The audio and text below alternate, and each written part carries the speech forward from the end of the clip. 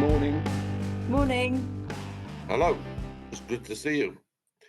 Sorry we weren't around last week, dear viewer. Reverend Birch was heavily working hard, no doubt, somewhere.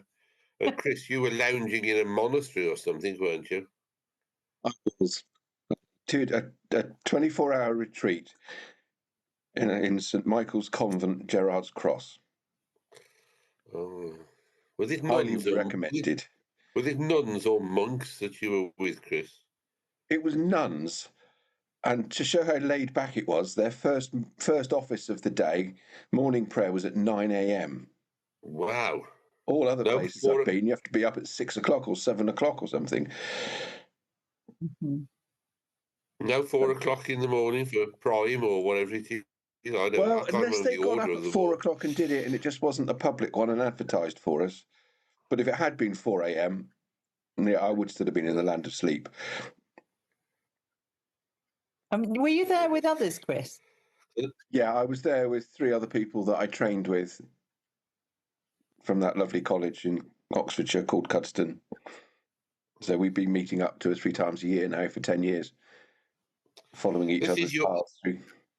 This is your cell group, isn't it, Chris? I mean, the dear viewer won't understand what a cell group is, so you may want to just enlighten them. That's why I didn't use the word. I know, but it's a good word. It's a good word. Yeah, no, it's a cell group. We meet up, we support each other in our ministry, we pray for each other regularly, and we catch up on what our plans are and how things are going, and support each other. And we do it on WhatsApp throughout the year and meet 2 or 3 times a year. Excellent. Well done. Do you have a cell group, Kelly? Yes, various. So the Guildford curates that I trained with, and also the people from St Mellitus that I trained with, there's a lot of WhatsApp prayer where it's a bit difficult to get everybody together at St Mellitus. We're all a bit scattered. We're well overdue meet up actually, because it'd be really good to compare notes. And what was lovely about St Mellitus was the diversity, geographical diversity and diversity sort of within the church, really. So that's really good. It's really lovely to see people in here, hear their different perspectives. Excellent. So there we are. So that's where you were, Chris. You were at, where were you again? Gerrard's Cross or somewhere? Yeah. So that's the junction between the M25 and the M40. Marvellous. I've heard of it. I'm guessing that's a historical junction, if it's got the word cross in it. It's somewhere down south, isn't it? Well, it's south of Birmingham. Yeah. Is it south of Crookham? Because anything past Crookham from Beaminster is called the north. Well, it's probably called the east, isn't it? Because although it is, I think it's about half a mile outside of the M25, which is the London Circular. So, I mean, isn't it basically London as far as we're concerned? Everywhere east of Dorchester is London. Yeah. Or east of Bridport, you mean? No, I'm east of Bridport. And you can't go north at the moment, can you, David? Because your tunnel's closed. You have to go all the way around again, but we're used to it, because you may remember that terrible accident where that couple were killed when the mud slid off the top of the tunnel when they were driving through it and it landed on their car. And it was closed for about, 5 or 6 months at one point. I think that was about the time I arrived. It probably was. It's been quite a few years ago now. It was an horrific accident.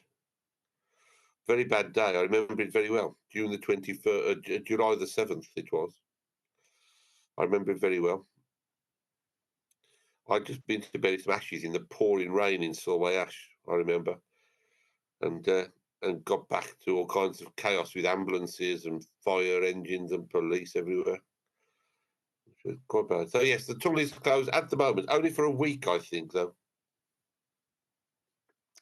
So I had to go to the crematorium on Monday and had to drive, up the hill and all the way around through through South Paris, back down to the junction for Yeovil.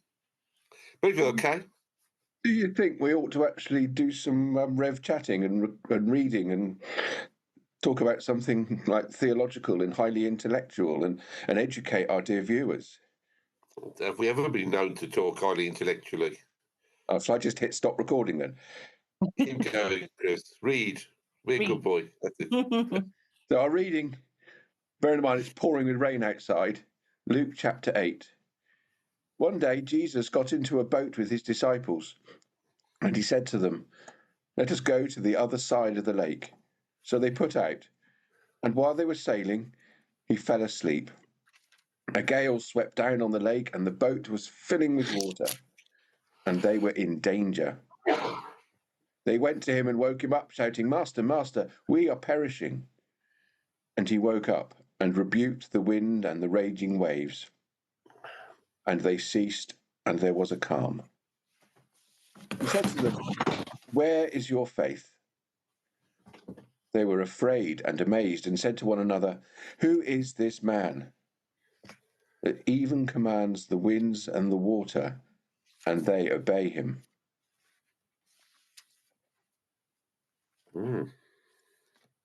Blame them for being afraid, because you can't just go out in a boat and assume that in a storm, oh, God will look after me. Did you find that, Callie, when you've been on all your little sailing trips? I have so much sympathy for the disciples here. I do find it very difficult. Where is your faith? I do find that. What did Jesus expect? Were they supposed to leave him to sleep? And were they supposed to not bother bailing out the boat? I would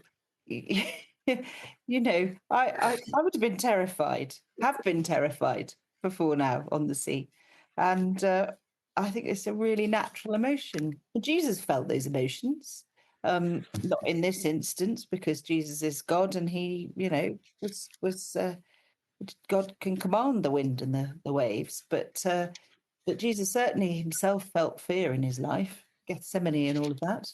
Do you think the biggest miracle here isn't that Jesus commanded the wind and the waves, but that Jesus was able to sleep in such a violent storm? Well, quite. Chris, you overlooked the fact that Jesus could do anything.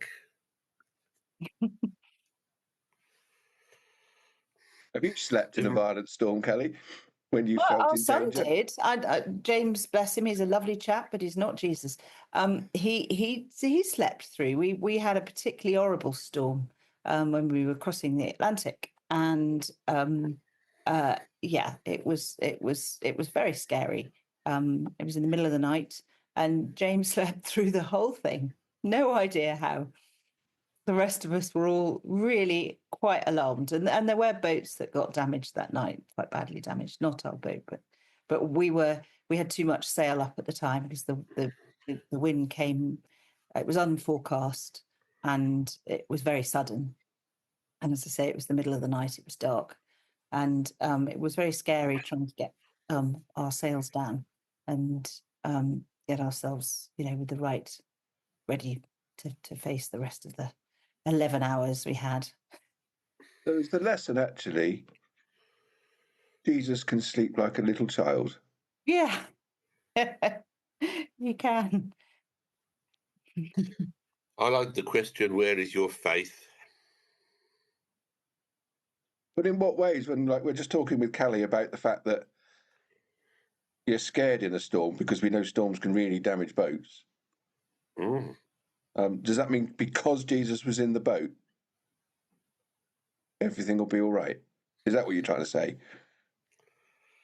Well, yes, in a way, I guess. See, for me, these stories, we take them, if you're not careful, very literally, and that's what we're meant perhaps to do. But I think there's far more to that reading than just about the fact that there was a storm and Jesus went to sleep. And I look at some of the, perhaps too much at times. Perhaps I preach too often on these readings. I'm always looking for something different to say, which is interesting now. Yeah, but the question he asks of them about faith, isn't that the point of what we should be asking not just ourselves, because I ask myself that regularly, but is that a question or something we should be trying to encourage our folk to think about? You know, where are they on their journey of faith? Is their faith strong enough to withhold the storm? But even in the metaphorical storms, uh, the same thing can happen. You know, you're dealing with the immediate. You're dealing with whatever you've got to deal with, and actually digging deep to find that faith can be just as challenging as it can be in a literal storm. And yeah, we that's why I guess we need that reservoir of faith to draw on. Yeah. But yeah, I think we're often, or I've heard people refer to the fact that, you know, we're in the storm of life, and I think at times life is like a storm, isn't it? You know, you have bad winds and small winds and lots of rain, and it could be snow. Or digestive problems.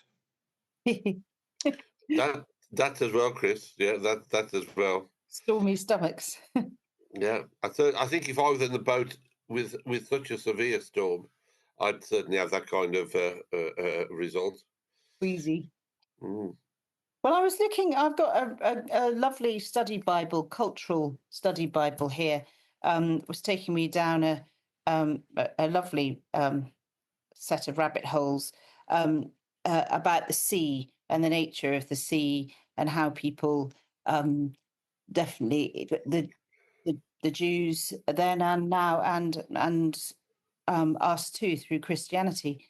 You know, we understand that God, our Creator God, of course, can control the wind and the waves if God wants to. And I was reading lots of lovely quotes from the Psalms. You know, Psalm 65, you silence the roaring of the seas, the roaring of the waves, the tumult of the peoples. And of course, the Psalms were definitely talking about metaphorical storms. And I mean, and you got lots of the hymns, particularly some of the more Victorian type hymns. You know, will your anchor hold in the storms of life, and things like that. You know, Yeah, I love Eternal Father. I love the when you sing it, I love the kind of the roll of the waves, and then the sort of triumphant note at the end of the verse where, you know, you feel, yes, this is now under control. God's got it under control. and is that what the story tells us, Chris? Getting back to your, because you asked the question earlier of me, you know, are we safe in the boat because Jesus is in there? I think you phrased it, wasn't it, Chris? And I think that's about life. You know, our boat of life. You know, we believe as Christians that we are always safe in the cradle of God's arms and love, don't we? And that God's always in the boat. We do. Actually, it's a bit stormy. We're all mourning and grieving. Yeah. Yet, whoever's passed away is now safe in God's hands.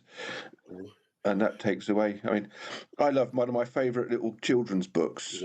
Nick Butterworth Ian Butterworth and Nick Inkpen. It's called The Mouse's Tale, which is like a little mouse on the boat, hiding behind the ropes, and it's all about this story. And I just love the ending words of it. And that man Jesus, he can ride in our boat again. Oh, If he wants to, he can be in our boat. And I think it's a great challenge for us of actually, you know, like you say, take about this. And we're reading from the Bible, so of course we're using physical stories, but there's all there to talk about our spirituality. You know, in our storms of life, that guy Jesus, if he wants to, he can be in our boat again. All we need to do is invite him. Yeah. I think that's so much. It's not always invite him, is it? Sometimes it's just let him in. acknowledge he's there. And sometimes we've let him in a good time. Mm. And even when we don't want him in our bad times, he's still there to help us. Mm. Yeah, absolutely. So was it? No, maybe it wasn't a rebuke. Where is your faith? Because after all, they turn to Jesus, don't they? They say, Master, Master, help. Yeah, I mean, again, I look at that and think, about various other of these stories that we have. And I said a couple of weeks ago, whether I said it on Red Chat or whether I said it in my Sunday talk, these chaps have known Jesus. They must have known Jesus before, when he said to them, drop your net over the boat, and then got back to shore and said, just now follow me. It wasn't just the experience of him dropping, telling them to get the extra fish. They must have known him to a degree and have had some insight into, by now, who he was, because he's told them enough, hasn't he? This is who I am. This is what's going to happen. And so they, at this point in time, even if they've been a bit skeptical before, suddenly you're in the middle of your great storm and your life is threatened. Let's turn to Jesus. And we do that in prayer often, because a lot of people turn to Jesus when they've got a problem in their life, or if they've got a trouble or a major incident in their life, because they'll write prayers on boards in church, even if they've never been in or don't go any other time, So, and that's perfectly acceptable and understandable. And here, these chaps have suddenly said, hang on, we're in trouble here. He can do something about it. He's not panicking because he knows all will be well. I have sometimes some rather imagination which goes off in all sorts of tangents. Never. So, but I was thinking there, David, you could almost imagine Jesus at the bottom of the boat. He's got his eyes closed. You could almost ask him, having one eye open, Yeah, thinking. how bad have I got to make this storm before they wake me up and ask me to sort it out? Yeah. I'll make the wind blow a bit harder now. They still think they can cope on their own. They can cope on their own. No, they can cope. Oh, all right. Oh, no, that gust of wind. Yeah, that's the one that's done it. That's the one that's really made I'm them going to have panic. to wake up now. Yeah, I'm going to have to wake up and do it about. The thing about these stories is we don't know. We've got them at face value. We take them literally. That's what I said. We take them literally. And you're quite right. Why wouldn't he do that? He was a mischievous old chap, wasn't he? He could do it if he wanted to. And I like that angle. I might use that on Sunday, Chris. Thank you. And you can have fun with these stories of Jesus, can't you? But in a serious and theological way, you can have fun because we don't know all we've got is what he's written down. And who knows whether he was testing them out or not, which is what you're suggesting, or who knows what was going on. But the one thing that is absolutely certain, as I said earlier, in the storm, Jesus is with us and we're always safe. And that's the lesson he's teaching them. That's the lesson, I am God. I can calm the storm. Yeah. Even if not only the physical storm, but he's there in our spiritual storms of the good bits and the bad bits of life. Absolutely. Absolutely. Yeah. It must have been amazing to see the sudden calm. It must have been quite astonishing to go from desperation to complete calm and still and peace. And again, that's the end of the hymn, isn't it? Oh, still small voice of calm. Mm. So, dear viewer, if you are in the midst of earthquake, wind and fire, just say, please, Jesus, wake up and be my still small voice of calm. Yeah. Yeah, absolutely, Chris. I think that's a good note to end, actually. Good way to bring us to an end, Chris. Excellent. There we are. Well, dear viewer, there we are. And perhaps you'd like to go on a retreat yourself and have some time of calm and quiet and be with Jesus and let him be with you. Time of prayer, quiet, calm, and just be. Many retreat centres, if you want to know more about them, you can look them up online, but you can speak to us. We'll try and use a pearl of wisdom to direct you in a place that is good and calm. Well, both of you, good to see you both. Hopefully, we'll see each other next week again. Yeah, absolutely. And there we are. All will be well, as some famous lady once said. All balanced, it'll be 3 well. times. Well, thank you. See you all next week, dear everybody. Yeah, Do give bye-bye. a good comment for us. Bye. Bye.